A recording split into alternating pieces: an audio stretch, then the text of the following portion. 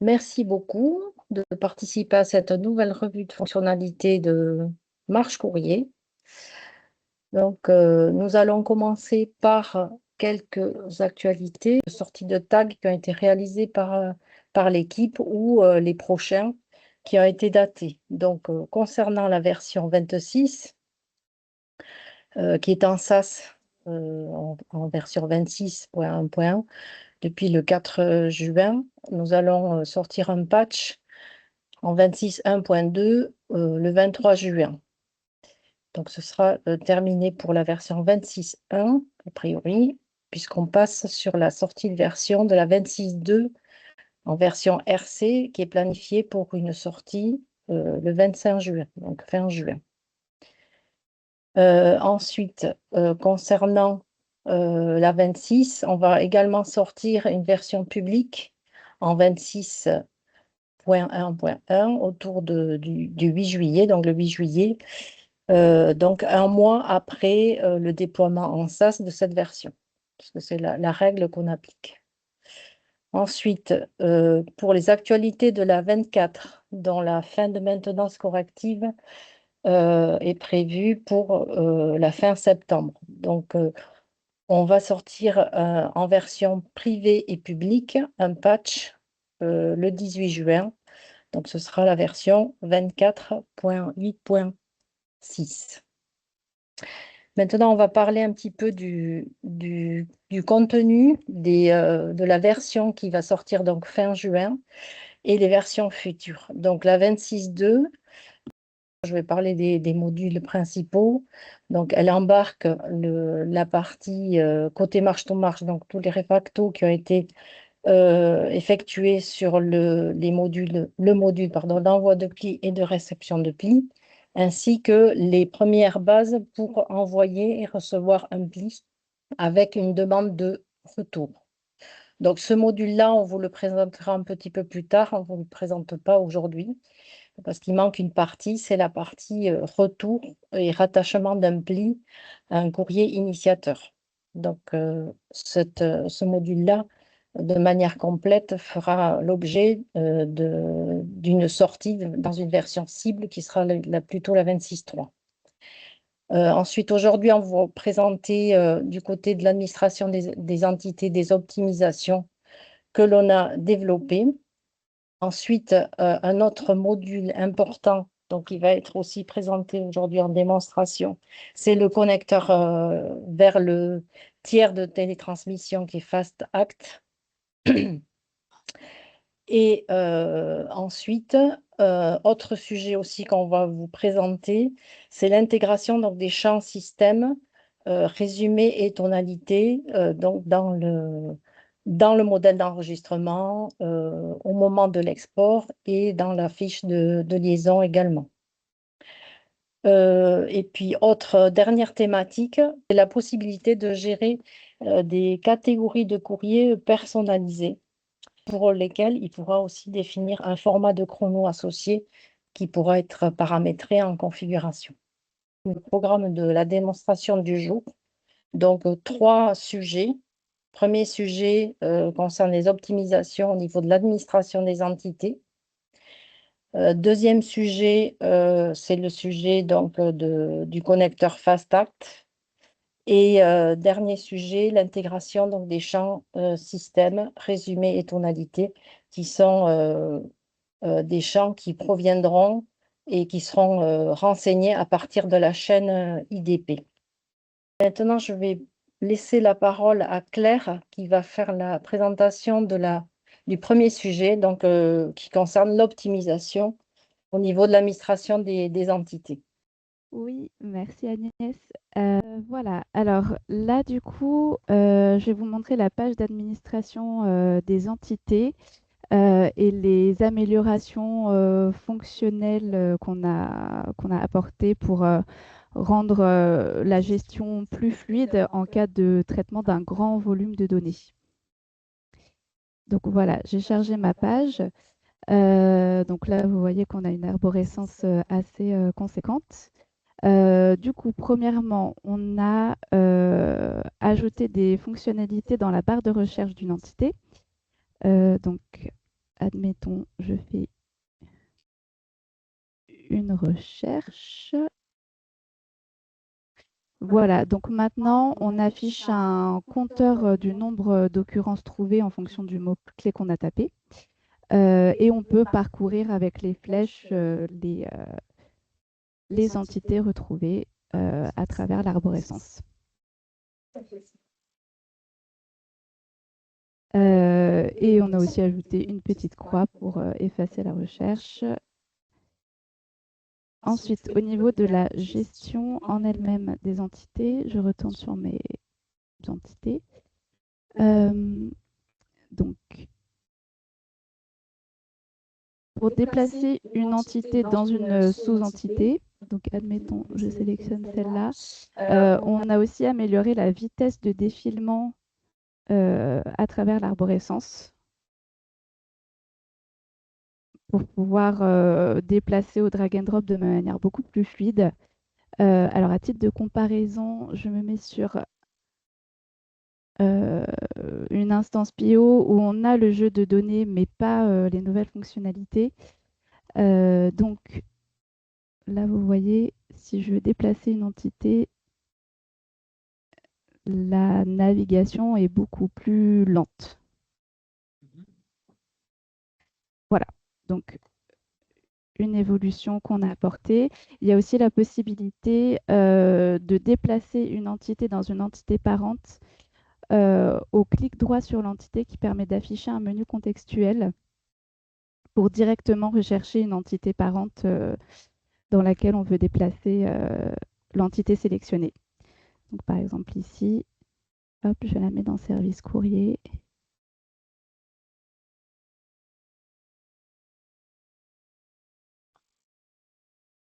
Et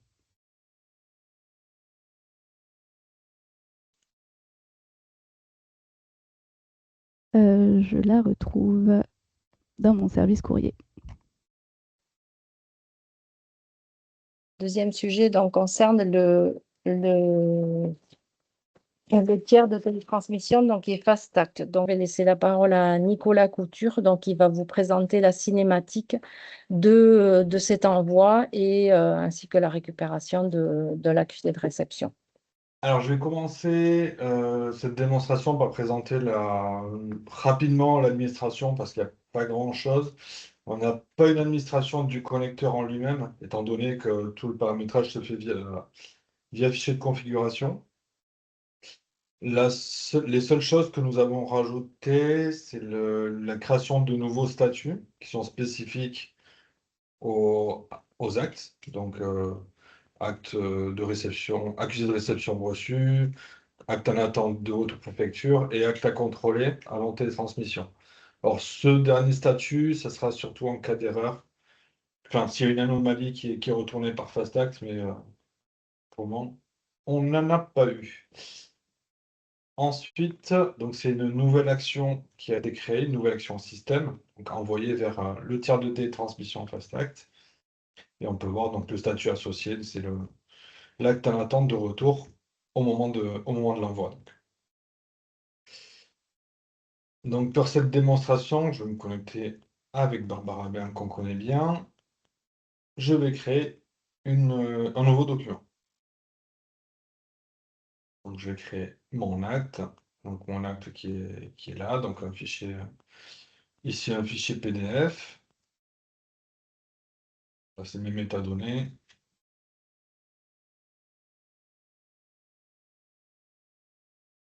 Là, je remplis mes métadonnées. J'ai la possibilité de rajouter des annexes lors de l'envoi de l'acte. Donc là, je vais en rajouter deux. Annexe 1, annexe 2. Voilà. Et donc ensuite, je vais faire appel à la nouvelle action. Donc à la nouvelle action de télétransmission vers Fast Act. Donc ici, envoyer vers Fast Act. Et donc là, je vais faire une toute petite pause pour présenter la modèle. Alors, donc pour présenter la modale ici. Donc, pour envoyer un acte, on a besoin de plusieurs métadonnées qui ont été définies donc, avec FastAct en suivant leur documentation. Donc, la première métadonnée qui est obligatoire, c'est la nature de l'acte. La nature de l'acte qui est ici, c'est via une liste déroulante. Et ensuite, on doit choisir la matière et sous-matière de l'acte. Donc ici, on va avoir plusieurs listes déroulantes qui sont dépendantes les unes des autres. Par exemple, là, le choix de la matière va définir les sous-matières reliées. Si je change ici, que je prends le droit de préemption urbain, on va avoir deux nouvelles sous-matières. Et de la même manière, si je change la matière en haut, voilà, on a plusieurs. C'est des sous-matières qui sont liées les unes avec les autres. Ensuite, nous avons l'acte principal. Donc, ici, on a le document principal qui est par défaut. Et on a la possibilité de choisir des pièces annexes à envoyer donc, au moment de l'acte.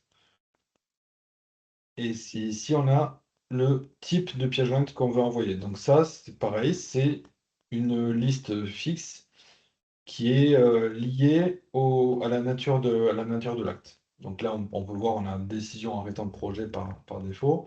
Si je change ma nature, si je prends contrat par exemple, on va avoir ici une nouvelle liste qui se propose.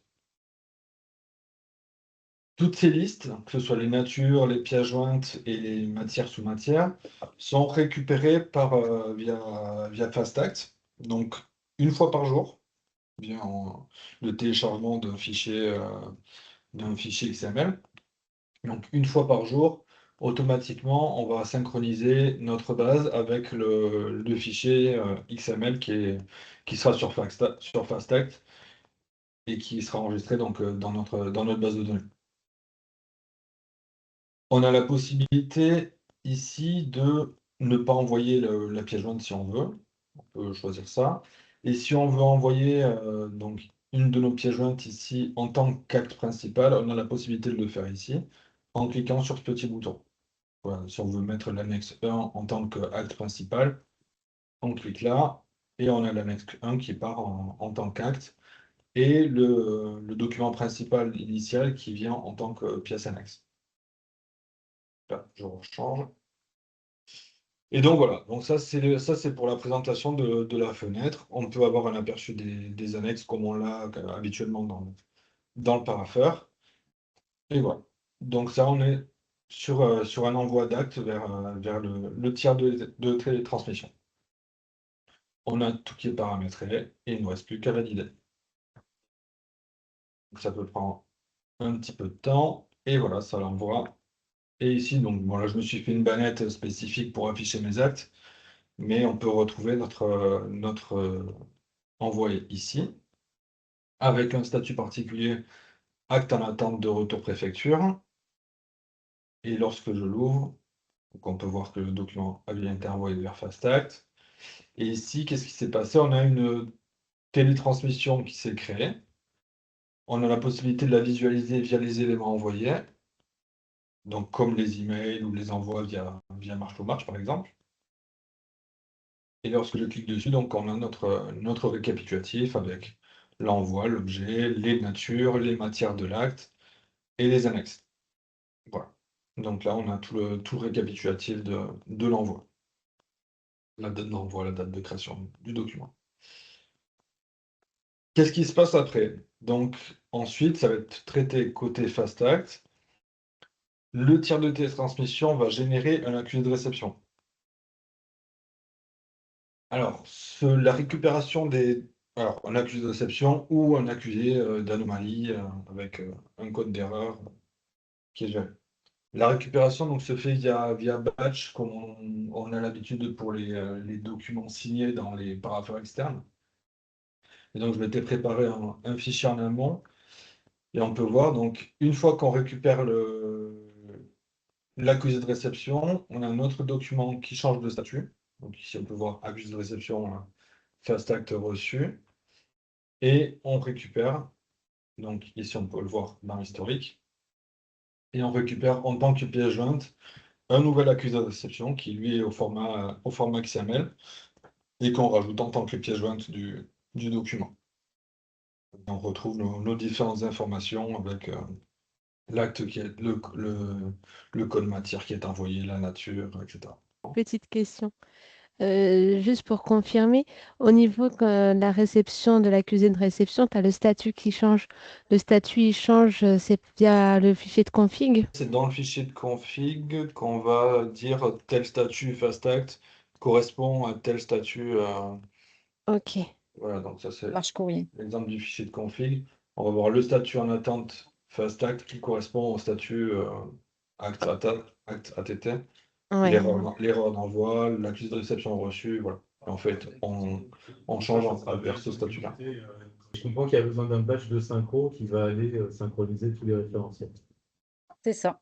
Tous les jours, il y a un fichier qui est déposé sur le WebDAV de FastAct qui remonte la nomenclature, donc acte, matière, etc., type de pièce jointe. Donc ce fichier est mis à disposition tous les jours.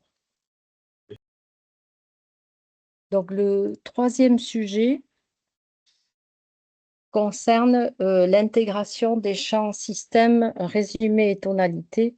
Dans une version précédente, on avait rajouté en base de données ces nouveaux champs système, résumé et tonalité, qui sont des champs qui seront nourris par la chaîne IDP. Pour cette présentation, je vais donner la parole à Jean-Laurent. Pour commencer, on va faire une petite balade dans l'administration. Donc, on va aller sur les modèles d'enregistrement, parce que c'est ça qui nous intéresse. Et pour quels que soient les modèles d'enregistrement, nous avons rajouté deux nouveaux champs, comme disait Agnès. Alors, résumé IA et tonalité IA. Donc, on peut très bien les ajouter. Pour les courriers d'arrivée, du coup, j'ai rajouté mes deux champs, résumé IA et tonalité IA. La tonalité IA, c'est une liste.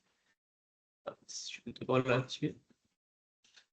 C'est une liste déroulante avec toutes les tonalités que nous avons rajoutées, disons, en base de données, qui est aussi accessible pour IDP de l'alimenter. Si ces tonalités vont matcher en fonction de ce que IDP nous renvoie dans les champs de courrier.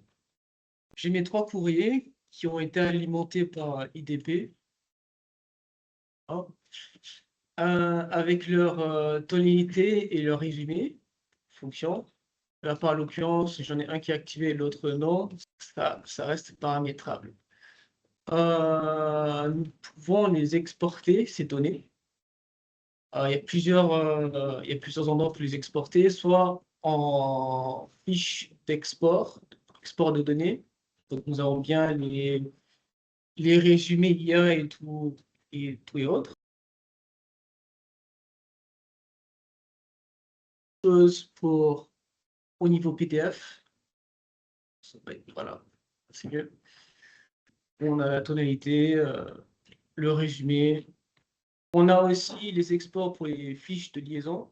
Donc, la fiche de liaison, c'est soit la fiche de liaison elle-même. Nous avons notre tonalité en information principale. Et puis, on a une section à part pour le résumé du document principal. Parce que le résumé, ça fait partie du document principal et non pas du courrier.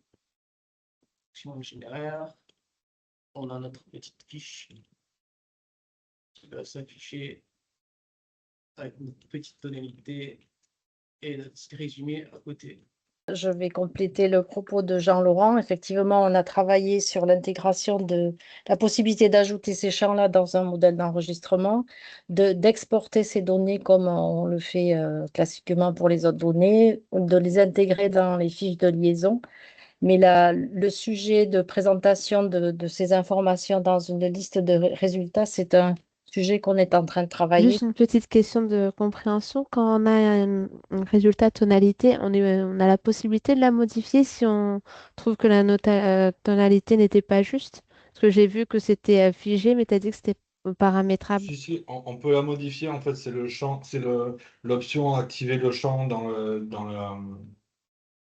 mince, Modèle d'enregistrement. dans le modèle Dans le Ok. modèle d'enregistrement, dans le paramétrage D'accord. du modèle d'enregistrement, il avait pas activé cette possibilité de modification, mais les deux champs sont tout à fait modifiables D'accord, on peut si l'activer si on, besoin. si on l'autorise. Si on autorise, parfait. C'est ce que je voulais savoir. Merci. Merci. Merci. Merci Agnès. Merci à vous tous.